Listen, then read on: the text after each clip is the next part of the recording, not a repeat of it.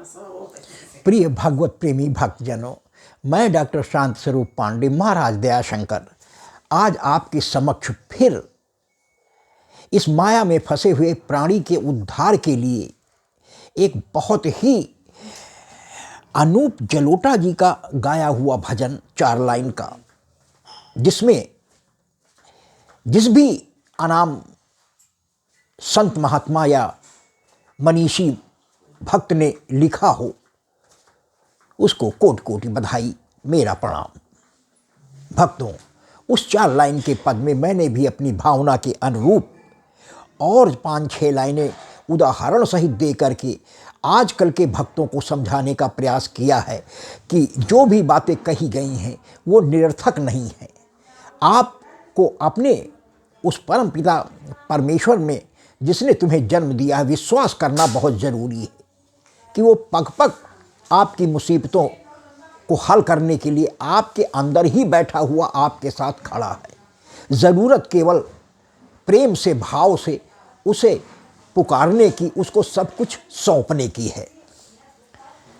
तो भक्तों, इसी पर आधारित एक छोटे से संकीर्तन के बाद ज़्यादा समय न लेकर के, आप स्वयं सब समझदार हैं, इस घोर कलयुग में मैं समझता हूँ कि किसी भी व्यक्ति के पास इतना समय नहीं है कि वो लंबे भगवान के पदों या स्तुतियों के लिए समय दे सके, लेकिन फिर भी 1-2 लाइन ने भी अगर आपने खोल कर सुन ली तो निश्चित रूप में अगर आपका कल्याण तत्काल नहीं हो पाता है तो अवश्य कुछ समय के बाद आप उसका परिणाम देखेंगे कि प्रभु की कृपा अवश्य होगी। भक्तों, विश्वास बनाए रखें। आइए एक छोटे से संकीर्तन के बाद हम अपने इस बहुत ही पुराने प्यारे पद को आपके समक्ष प्रस्तुत करते हैं आपका आशीर्वाद पाने के लिए।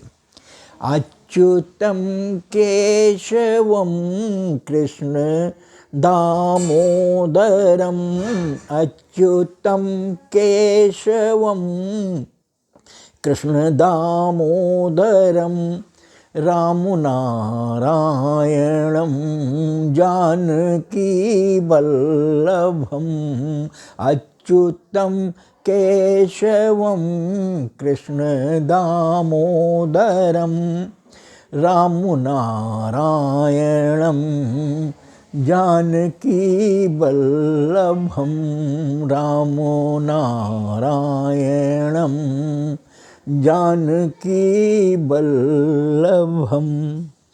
धन्यवाद भक्तों, आपको केवल प्रभु पर अपना विश्वास बनाए रखना है। हर समय कभी कभी विपत्ति भी आपको भगवान सही रास्ते पर लाने के लिए देते हैं या फिर से उस परम पिता परमेश्वर को स्मरण करने का एक मौका प्रदान करते हैं। इसलिए कभी भी यदि आपको दुख या तकलीफ आए तो भक्तों निराश न हो, न प्रभु को याद करना छोड़ें। पहले भी कहा गया है कि सुख में सुमिरन ना किया, दुख में किया याद, ता कबीर ता दास की कौन सुने फरियाद। जब आपने सुख में स्मरण करना छोड़ दिया तो फिर दुख में स्मरण करने से अगर प्रभु नहीं सुनते हैं तो क्या उनकी गलती है? तो आइए हम इस बहुत ही प्यारे से पद को सुनते हैं। तेरा राम जी करेंगे बेड़ा पार, उदासी मन काहे को करे, तेरा राम जी करेंगे बेड़ा पार, उदासी मन काहे को करे, काहे को करे, काहे को करे, तेरा राम जी करेंगे बेड़ा पार, उदासी मन काहे को करे, नैया तू कर दे प्रभु के हवाले, नैया तू कर दे प्रभु के हवाले, लहर लहर हरि आपू संभाले, नैया तू कर दे प्रभु के हवाले, लहर लहर हरि आप संभाले, हरि आप ही उतारे तेरा भार, उदासी मन काहे को करे तेरा, राम जी करेंगे बेड़ा पार, उदासी मन काहे को करे। एक बार और भक्तों इस लाइन पर फिर से आपकी एक बार कृपा चाहेंगे कि नैया, इस जीवन की नैया, नैया तू कर दे प्रभु के हवाले, लहर लहर हरि आप संभाले, हरि आप ही उतारे तेरा भार, उदासी मन काहे को करे तेरा, राम जी करेंगे बेड़ा पार, उदासी मन काहे को करे। काबू में मज धार उसी के, हाथों में पतवार उसी के, काबू में मज धार उसी के, हाथों में पतवार उसी के, बाजी जीत ले वो चाहे तुम हार, उदासी मन काहे को करे तेरा, राम जी करेंगे बेड़ा पार, उदासी मन काहे को करे। इस लाइन पर भी भक्तों एक बार और आपकी कृपा चाहेंगे कि काबू में मंज धार उसी के, हाथों में पतवार उसी की, बाजी जीत ले वो चाहे तुम हार, उदासी मन काहे को करे तेरा, राम जी करेंगे बेड़ा पार, उदासी मन काहे को करे। गर निर्दोष तुझे क्या डर है, गर निर्दोष तुझे क्या डर है, पग पग पर साथी ईश्वर है, पग पग पर साथी ईश्वर है, जरा भावना से कीजिए पुकार, उदासी मन काहे को डरे तेरा, राम जी करेंगे बेड़ा पार, उदासी मन काहे को करे। एक बार और इस लाइन पर भी भक्तों आपकी कृपा चाहेंगे कि गर निर्दोष तुझे क्या डर है, पग पग पर साथी ईश्वर है, जरा भावना से कीजिए पुकार, उदासी मन काहे को करे तेरा, राम जी करेंगे बेड़ा पार, उदासी मन काहे को करे। सहज किनारा मिल जाएगा, परम सहारा मिल जाएगा। कब? जब आप अपनी डोर उस परम पिता परमेश्वर के हाथ में सौंप कर चलेंगे। आप अपना कर्म करें, कर्मण्येव अधिकारस्य मा फलेषु कदाचन, लेकिन फल की कभी चिंता न करें।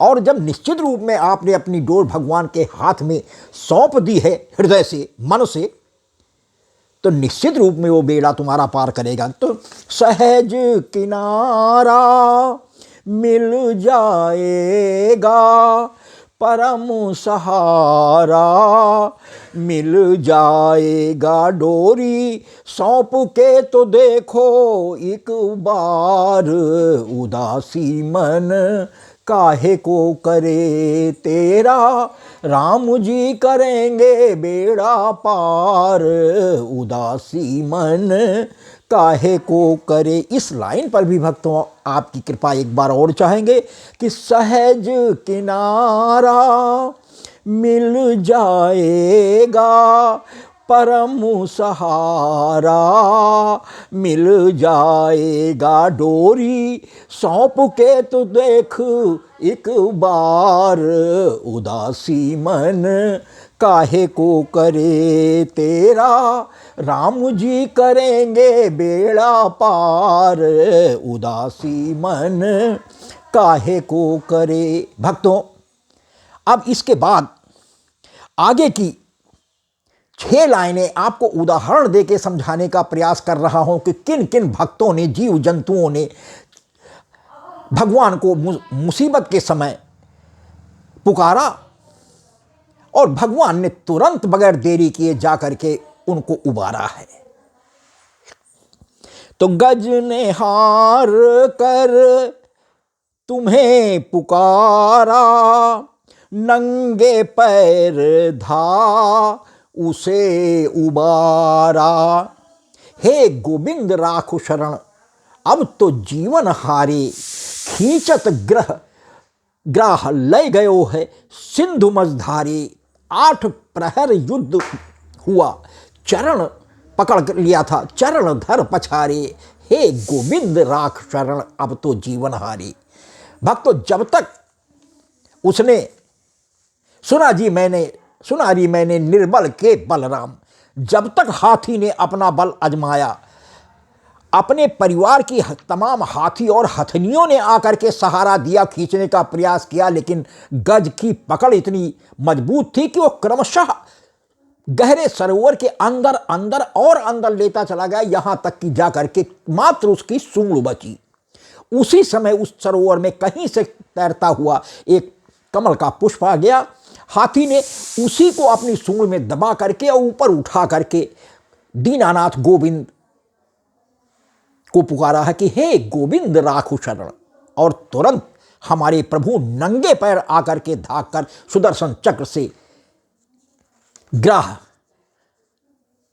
के सिर को धड़ से अलग करके गजराज को बचाया था। तो भक्त वही आया है कि गज ने हार कर तुम्हें पुकारा, नंगे पैर धा उसे उबारा, किया जाके है ग्राह संघार, उदासी मन काहे को करे तेरा, राम जी करेंगे बेड़ा पार, उदासी मन काहे को करे। दूसरा उदाहरण भक्तों, द्रौपदी ने थी रटना लगाई, सभा में जा पहुँचे थे कन्हाई, चीर तुरत ही बढ़ाई थी अपार, उदासी मन काहे को करे सारी, खींचते दुशासन गया हार, उदासी मन काहे को करे तेरा, राम जी करेंगे बेड़ा पार, उदासी मन काहे को करे। भक्तों, जिस समय भरी सभा में द्रौपदी असहाय होकर के जुए में हार गए 5 पांडवों के बैठे हुए भी जो हार जाने के कारण विरोध करने में असमर्थ थे, भीष्म पितामह, गुरु द्रोणाचार्य, श्री विदुर, श्री कृपाचार्य जैसे ईमानदार धर्म धुरंधर लोगों के बैठते हुए भी दुर्योधन के कहने पर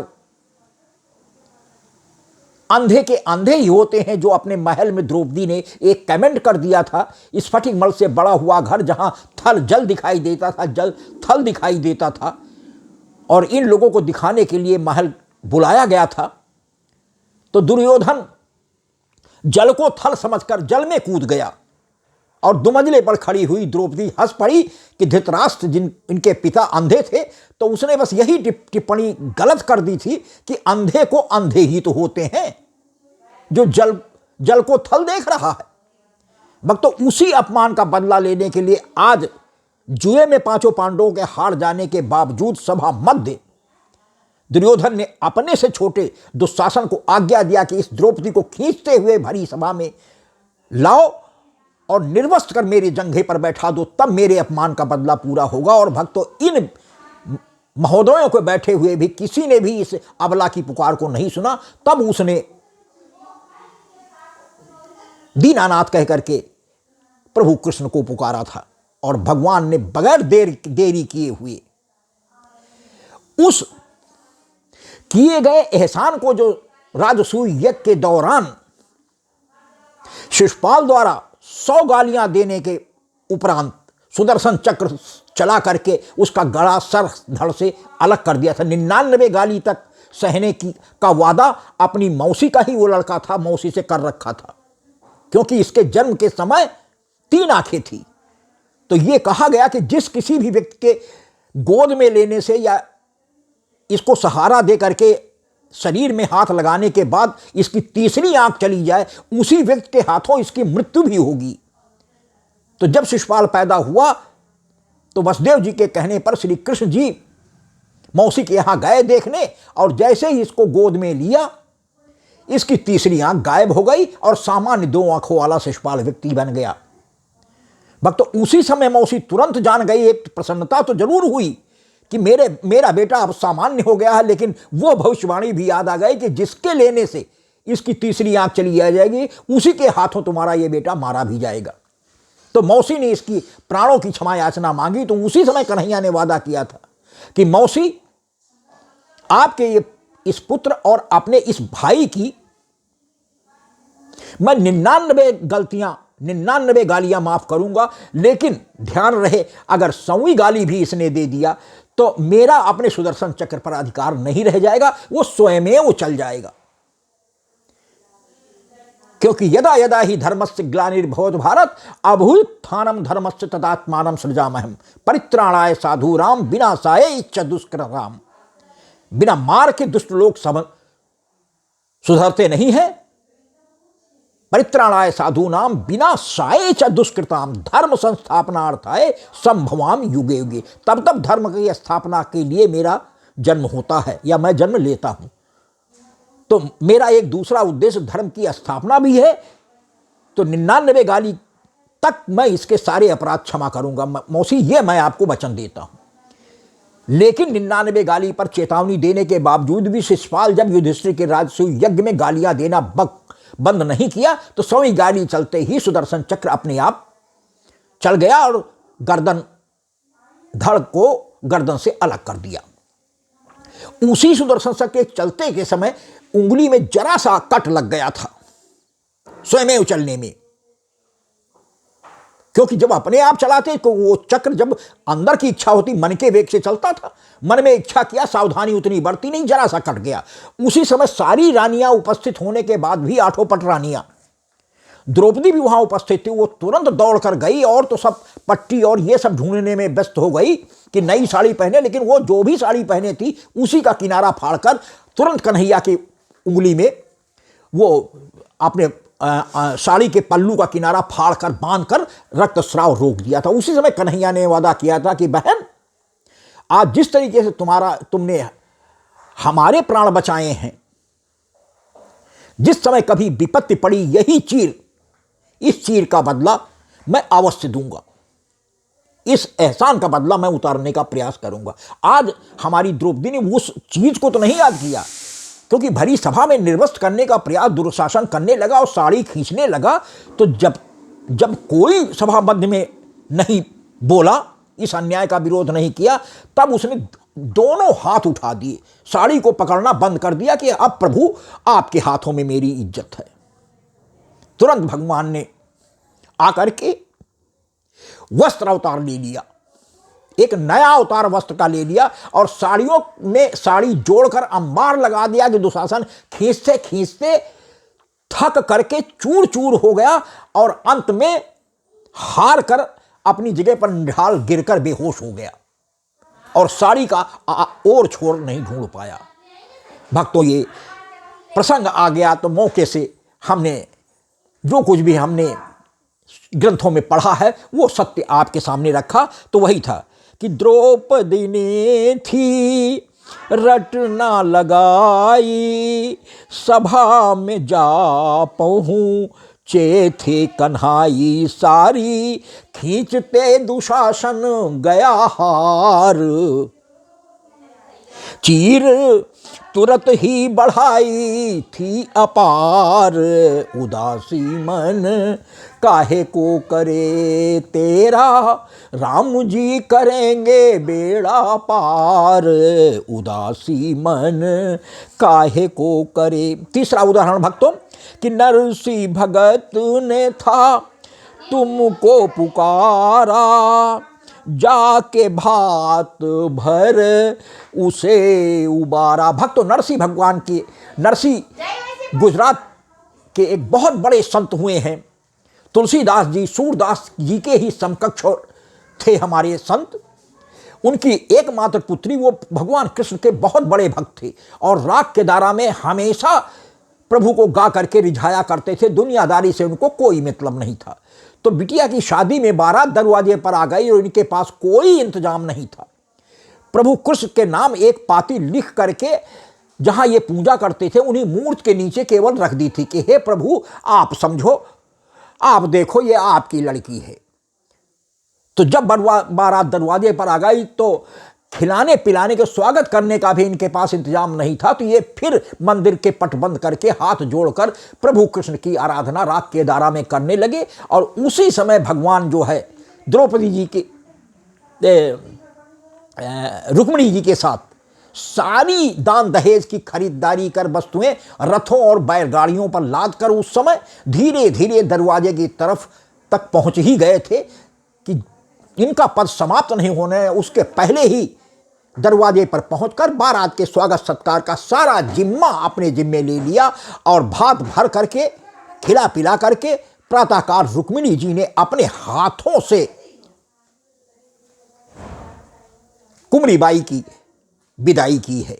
तो भक्तों, वो यहां है कि नरसी भगत ने था तुम्हें पुकारा, जाके भात भर उसे उबारा, बने नरसी के खेवन हार, उदासी मन काहे को करे तेरा, राम जी करेंगे बेड़ा पार, उदासी मन काहे को करे।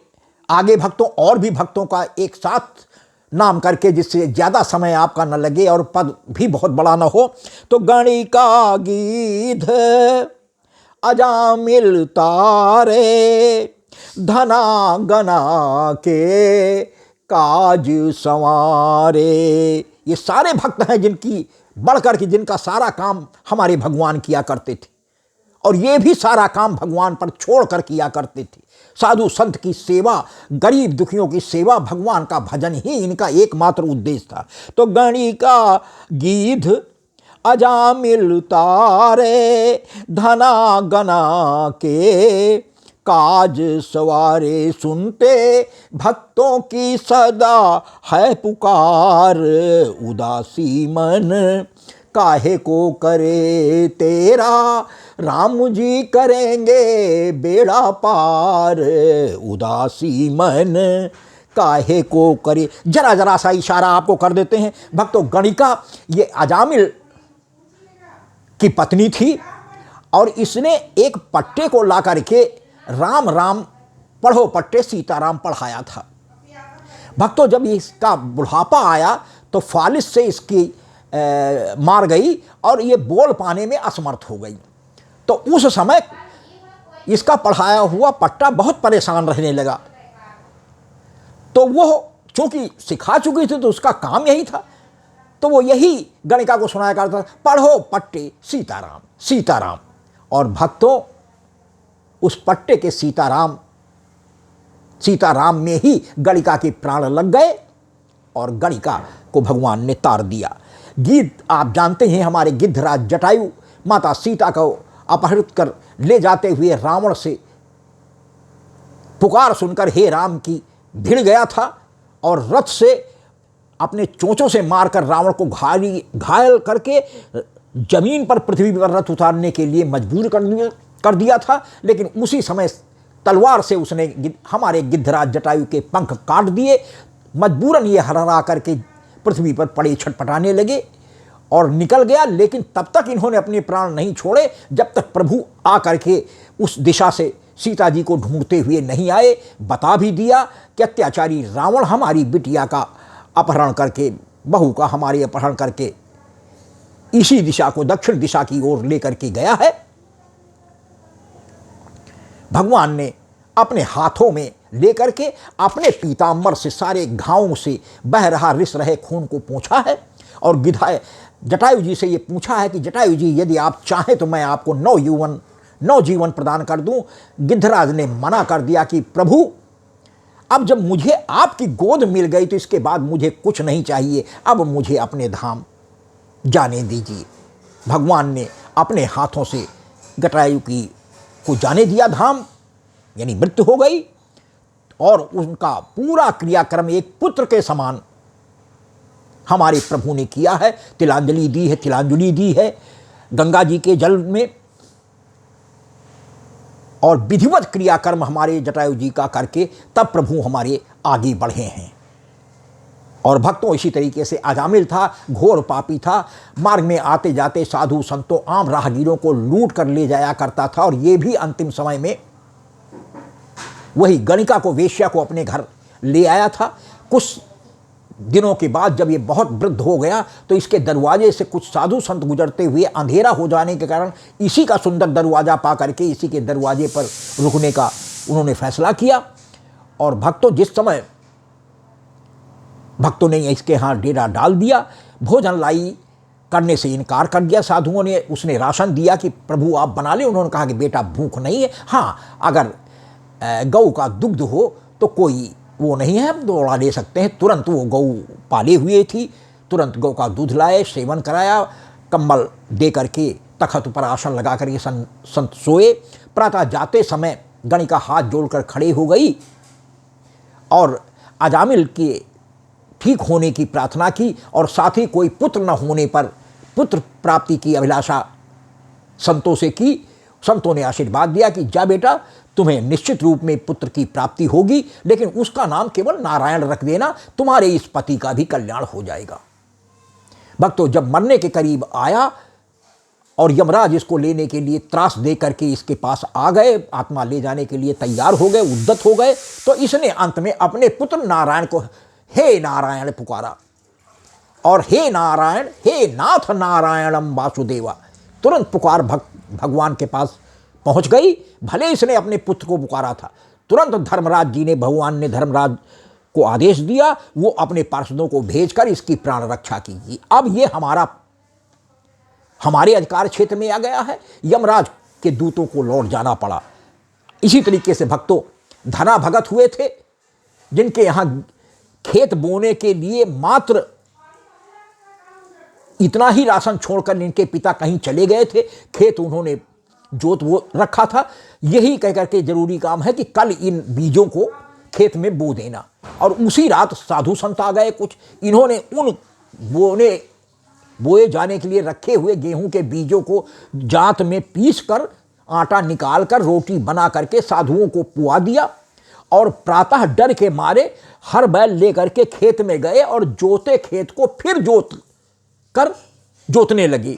संयोग से इनके बगल वाले खेत का मालिक वो भी खेत जोते हुए था और गेहूं बोने आ गया। उसी समय बड़े जोर की आंधी आई। जिस समय वो अपना खेत बो रहा था तो उसके बोए फेंके जाने वाले बोने के लिए बीज आंधी के वेग से उड़ करके आधे से ज्यादा बीज धना के खेत में जाकर के गिर जाते थे। और जब वो अपना पूरा खेत बो गया, आंधी भी समाप्त हो गई। भक्तों, वो फसल धना की हुई है कि आसपास के लोग देखने आए। जब दूसरे दिन इनके पिता लौटे और अपने बेटे से पूछा कि धना खेत बो आए, उन्होंने कहा कि हाँ पिताजी खेत बो आए। भक्तों, तो ये था जिन पर भगवान की आस्था होती है तो वही है कि सुमिरत रहो राम का लगाए मना, बीज रहा तो सधुवन पवावा, और खेत धना के जामा घाना। बगैर बीज के ही खेत, ये जब भगवान की कृपा हो जाती है तो दूसरे के खेतों को बीज को ला करके धना के खेत में डलवा दिया प्रभु ने, और वो लहलहाती फसल हुई कि प्रभु पर विश्वास और दृढ़ हो गया। तो भक्तों, इसी तरीके से गना भगत थे जो भगवान जगन्नाथ के लिए हंडियां, मिट्टी की हंडियां बनाकर ले जाते थे, बैलगाड़ी पर ले जा रहे थे। अचानक ढलान पर बैलों के पैर फिसल गए और गाड़ी लुढ़क गई और सारी हंडियां सब जमीन पर बिखर गई, कुछ उसमें फूट भी गई होंगी, ऐसा वर्णन भक्तमाल में आया है। तो और बैलगाड़ी का धुरा भी टूट गया। उसी समय कन्हैया तुरंत प्रकट हो गए और बोले कि बाबा क्या बात है। उन्होंने कहा कि भैया, भगवान के भोग के लिए ये हंडिया ले जा रहे थे, आज हमारे भगवान भूखे रह जाएंगे, अब ये हमारी धुरा भी टूट गया है, हम कैसे इस समय वो करें। उनका बाबा घबराओ नहीं, मैं बनाए देता हूँ। उस समय भगवान का भजन ही गाकर गाड़ी चलाते जा रहे थे, जुआ पर बैठे भगवान का भजन। तो यही शर्त उन्होंने रखी कि आप हमें भगवान का भजन जो गा रहे थे वही सुनाते रहिए, हम अभी आपकी गाड़ी बनाए देते। भगवान की लीला, भगवान को क्या जरूरत। तुरंत उन्होंने सारी हंडिया गाड़ी का धुरा बना दिया और सारी हंडिया जो गिर गई थी फिर से बैलगाड़ी पर लाद कर और जगन्नाथ स्वामी के दरबार में जितनी हंडियों की वहाँ जरूरत होती थी उतनी उतार कर शेष ला करके बाजार में बेच कर और उन हंडियों का जो दाम मिला वो गना जी को दे करके उनके घर तक पहुँचा करके तब वापस आए। ये भगवान इस तरीके से खड़े होते हैं, अपने भक्त की रक्षा करते हैं। तो वो भगवान की हंडिया जो खाना, मट्टी की हंडियों में ही भगवान जगन्नाथ का प्रसाद बनता है, तो उसका वो कोई पैसा नहीं लेता था। शेष जो हंडिया बनती थी उनको बाजार में भगवान ही खरीद लिया करते थे दूसरा रूप बना करके। गना को ये पता नहीं रहता था, तो कभी उनको पैसों की दिक्कत नहीं होने दी जिससे उनको भगवान पर अविश्वास हो या घड़े बनाना, हंडिया बनाना बंद कर दें। तो भक्तों, ये कुछ ऐसे भक्त रहे हैं जिनकी भगवान ने तत्काल बढ़ करके सहायता की है, उनके सारे काम अपने हाथों में ले लिए हैं। तो यही मेरी प्रार्थना है कि भक्तों, भगवान की लीला पर अविश्वास न कीजिए, उन पर विश्वास बनाए रखिए। हर विपत्ति में यदि आपने उन्हें सच्चे मन से पुकारा है तो वो खड़े होकर के आपका साथ देंगे और आपकी मुसीबत को हटा नहीं देंगे तो कम से कमतर जरूर कर देंगे। ये मेरा अनुभव कहता है भक्तों। तो आइए, गणिका गीध अजामिल तारे, धना गना के काज सवारे, सुनते भक्तों की है सदा पुकार। उदासी मन काहे को करे तेरा, राम जी करेंगे बेड़ा पार। उदासी मन काहे को करे, लाखों की है बिगड़ी बनाई, जिसने भी मन से पुकार लगाई। बस करुणा से प्रभु को निहार, उदासी मन काहे को करे तेरा, राम जी करेंगे बेड़ा पार। उदासी मन काहे को करे। इस लाइन पर पुनः एक बार आपके विश्वास को दृढ़ करने हेतु प्रार्थना करता हूं कि इस लाइन पर जरूर ध्यान दीजिएगा कि लाखों की है बिगड़ी बनाई, जिसने भी मन से पुकार लगाई। बस करुणा से प्रभु को निहार, उदासी मन काहे को करे तेरा, राम जी करेंगे बेड़ा पार। उदासी मन काहे को करे। सबसे अंत में भक्त दयाशंकर की अपने प्रभु से प्रार्थना है और भक्तों आप लोगों से भी मेरा करबद्ध निवेदन है कि प्रभु की महिमा पर विश्वास करें, प्रभु पर विश्वास अपना बनाए रखें, कभी अविश्वास न करें।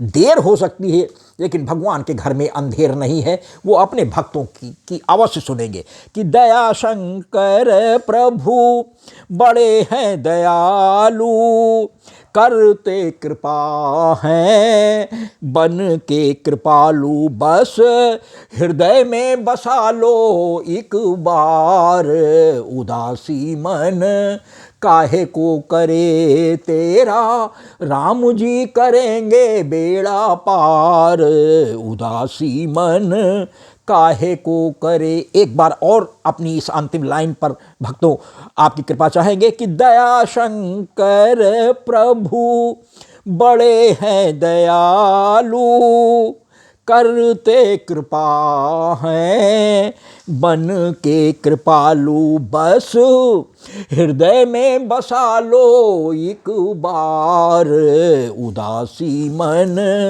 काहे को करे तेरा, राम जी करेंगे बेड़ा पार, उदासी मन काहे को करे तेरा, राम जी करेंगे बेड़ा पार, उदासी मन काहे को करे तेरा, राम जी करेंगे बेड़ा पार, उदासी मन काहे को करे। धन्यवाद भक्तों। यदि हमारा प्रभु का महिमा का बखान करता हुआ ये पद भी आपको पसंद आया हो तो कृपया मोबाइल के बाएं किनारे पर ऊपर को दर्शाते हुए अंगूठे को लाइक भी करें। एक निशान छोड़कर एक तिरछा निशान शेयर का भी होता है। भगवान आपसे निवेदन है कि उस शेयर के भी निशान को दबा दें, जिससे आपके मोबाइल से संबंधित आपके घर परिवार के सदस्यों जिन्होंने हमारे चैनल को सब्सक्राइब नहीं कर सका, या आपके मोबाइल से संबंधित आपके इस मित्रों में भी मैं आपके द्वारा शेयर कर देने से प्रभु के इस पद के माध्यम से प्रभु कृपा पहुंचाने में समर्थ हो जाऊं। और भक्तों सबसे अंत में शब्दों में लिखा हुआ सब्सक्राइब शब्द होता है, एक छोटी सी घंटी बनी होती भक्तों, उसको भी दबाकर हमारे डॉक्टर एस.एस. पांडे महाराज दयाशंकर नाम के यूट्यूब चैनल को सब्सक्राइब कर दे, जिसको देखकर हमारा हृदय प्रफुल्लित हो जाता है, हमारा उत्साह कई गुना बढ़ जाता है कि इस घोर कलयुग में भी हमारे भगवान की लीलाओं के पदों के गुणगान को सुनने वाले भक्त भले ही थोड़े से ही सही अब भी मौजूद हैं। और दूसरा सबसे बड़ा लाभ हमारे डॉक्टर एस.एस. पांडे महाराज दयाशंकर नाम के यूट्यूब चैनल को सब्सक्राइब करने से आपको होता है कि प्रति 8 दिन के बाद 9वें दिन प्रातः 8 से 12 बजे के बीच में यूट्यूब चैनल पर अपलोड होने वाला नया प्रभु का पद सीधा यूट्यूब चैनल की ओर से भेजे जाने वाली एक स्पेशल नोटिफिकेशन के माध्यम से, यदि आपने हमारे चैनल को सब्सक्राइब कर रखा है, पहुंच जाती है, जो एसएमएस की भांत एक विसिल देती हुई या झनकार देती हुई आपको महसूस होती है, जिससे आप जान जाते हैं कि महाराज जी का कोई नया पद यूट्यूब चैनल पर आज अपलोड हो गया है। और भक्तों यदि आपके पास समय हुआ तो तत्क्षण हमारे प्रभु के उस पद को सुनकर आप प्रभु की कृपा प्राप्त कर सकते हैं। भक्तों हम आपकी कृपा के बहुत बहुत हृदय से आभारी हैं कि आप इतने दिनों से हमें सुनते चले आ रहे हैं। आपकी कृपा का हृदय से धन्यवाद।